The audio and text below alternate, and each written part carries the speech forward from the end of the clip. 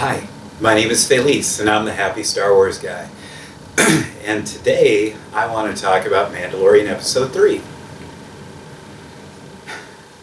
First off, Mandalorian Episode 3.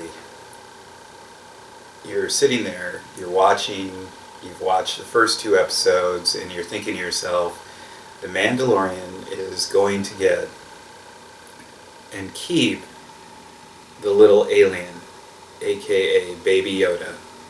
And the whole story for Mandalorian from this part on is going to be about him taking care of this little alien baby, or this little alien who happens to be 50 years old and is still growing in its knowledge, especially apparently its knowledge of the Force, because we've watched this baby have Force abilities.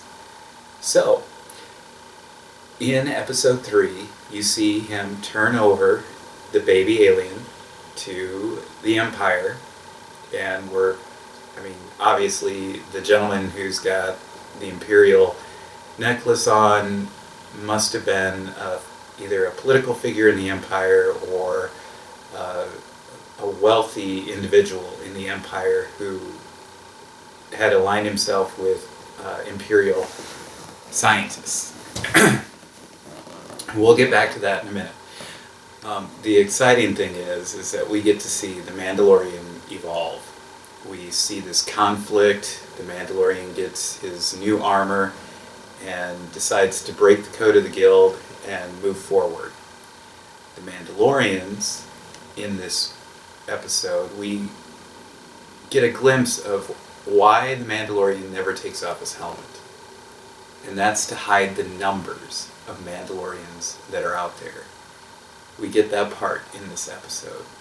The other thing we get is a really comical, in my opinion, really comical. The classic scene, and I'll try to find a link to show you the picture if you don't know this already, but in Empire Strikes Back, there is a scene in Cloud City where somebody is running in the hallway with a container that resembles a ice cream maker, because it was an ice cream maker, and he's carrying it in Cloud City, and it's one of those little things that only like huge ultra geeky Star Wars fans know. So I'm gonna put a link because I'm ultra geeky about Star Wars, and I know that little fact. And then we get to see that container again show up, the type of container, even though that's not an ice cream container. It's holding the Beskar, the metal that the Mandalorian wants for its armor.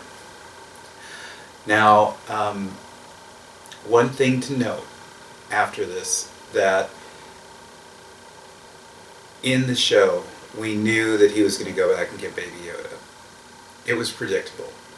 But here's where the unpredictable happens. When the Mandalorians all gather to support their fellow Mandalorian. Now here's the thing that I'm wondering about the Mandalorian. So they're hiding themselves because there was a storyline in the past of them being wiped out by the Empire. I wonder if we're going to have flashbacks, because apparently Disney is going to release a Darth Maul series, TV series. That's a rumor. It's in development. We'll see how it turns out. But if they go the Crimson Dawn route, where the Crimson Dawn were aligned with Mandalorians, I'm really wondering if we're going to get to see a little more of background on that storyline. So that's my curiosity.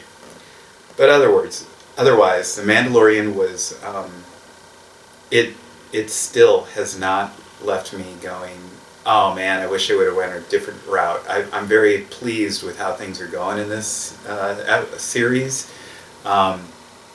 It's really exciting to see all the Mandalorians in live action gather like that and wipe out almost all of the guild on that planet. It was extraordinary. It also points out that Mandalorians are only allegiant to other Mandalorians, apparently, and to some kind of moral compass. And I know there was a article on the internet talking about the alien species being something that triggered the Mandalorian to go, oh hey, this is like Yoda, and Yoda helped me and saved me. We haven't really seen that or even alluded to it. I'm wondering where that rumor came from. However, what I am thinking is the Mandalorian has a soft spot for children in general because he was a child himself, and he was spared and was able to continue by help.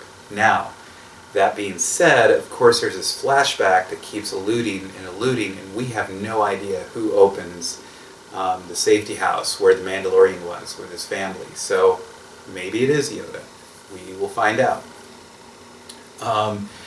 Anyway, Mandalorian Episode 3.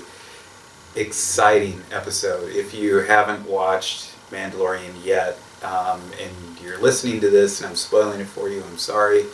You really need to go check out the first 3 episodes.